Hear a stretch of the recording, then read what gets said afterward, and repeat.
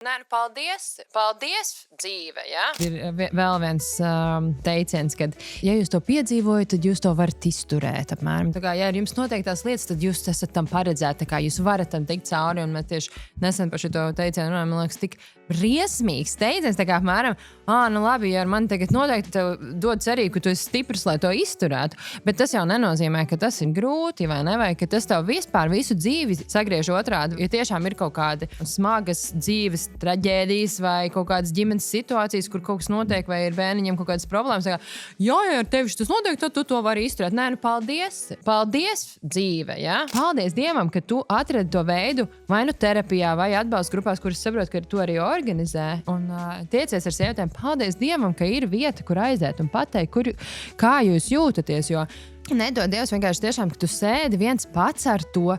Džeks skrūvē mašīnu. Jā, Džeks skrūvē mašīnu, ar viņus parunāt nevaru. Māma man prasa, kad būs mazbērni, draugi vispār. Nē, nu tu tikai atslābinies. Jums jau vienkārši vajag beigt mēģināt, aizbraucat ceļojumā, vai ne?